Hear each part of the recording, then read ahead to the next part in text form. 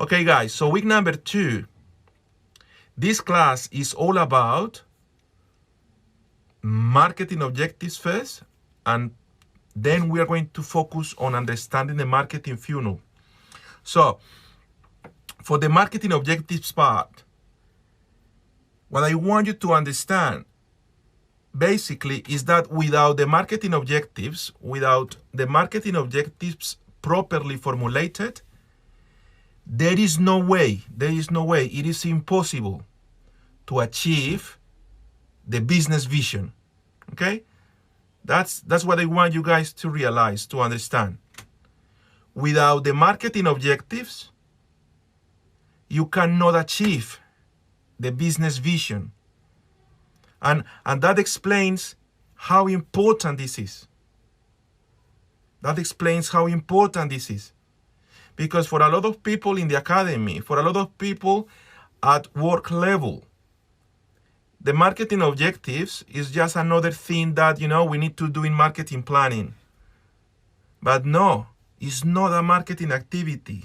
It's not that simple. Marketing objectives are required for a marketing plan to be successful. Without the marketing objectives, a company will not be achieving the company's vision.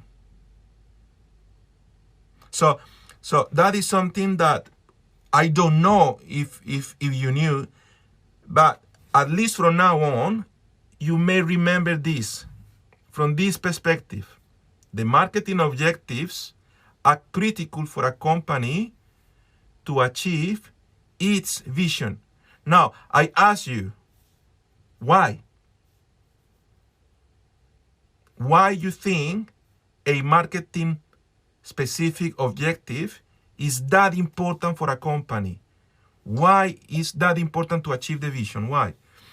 Because it's that set up your goals and where do you have to go, what kind of target do you have to looking for, and it's basically you have to sell. So marketing use marketing to sell, and you have to understand the whole environment to sell, and that the company goes based on this perspective.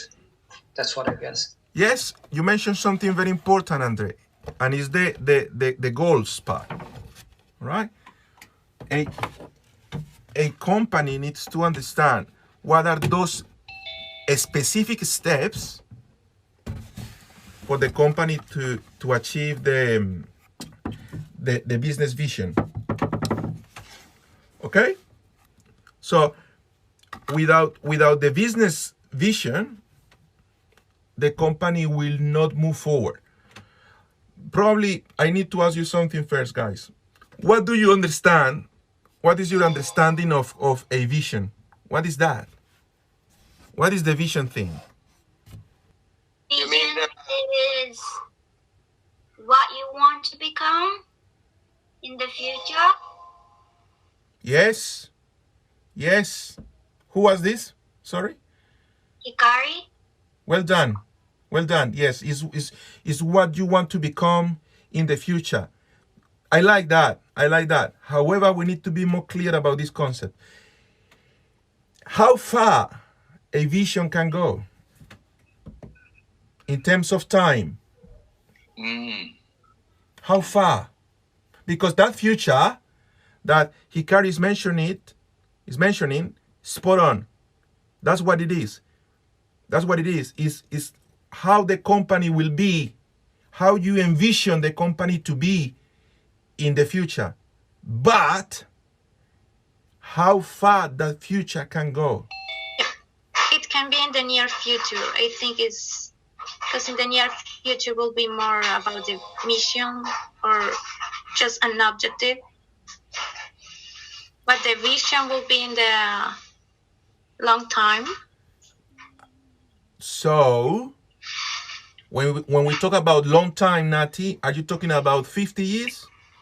Like 5 years. All right. Who agrees with that? So. Raise your hand. I would say that the vision should be until we plan to sell the company. But that's something that's make part of your brand, and that's you become validate, even for if you sell the company for the next owners or the next founding guys or whatever. That's a really good point, Andre, especially because for us entrepreneurs, that is always an important objective to sell the company so we can start a new one. And in doing so, to make the world a better place. So I really like that concept. However, for the sake of the assessment, for the sake of understanding the cold theory about marketing planning, about marketing strategy, to understand the facts behind this, we need to define these elements properly. So, Nati Cuervo has said that basically a vision of a company should be achieved in the future. I like that. Same that Hikari. She just mentioned that it's a plan that should be achieved, in the future. But I need to know how far. So Nati has said that 5 years. All right? Andre has said that it will be something that we will achieve when we sell the company. I like those concepts, and they are all right. However, for the sake of the assessment, and for the sake of you understanding how people operate marketing here in this country, in Australia, I need to tell you this, and pay attention. A vision should not be established over a period of 12 months. All right? I'm going to repeat this for you guys. A vision statement of a company should not be established over a period of 12 months. Why not? Because you're lucky, guys. You're lucky if you can plan for 12 months. You're lucky, actually, if you can plan for 6 months. Planning for 12 months nowadays in this current environment is almost impossible. Do you understand what I mean? The long-term planning, is death.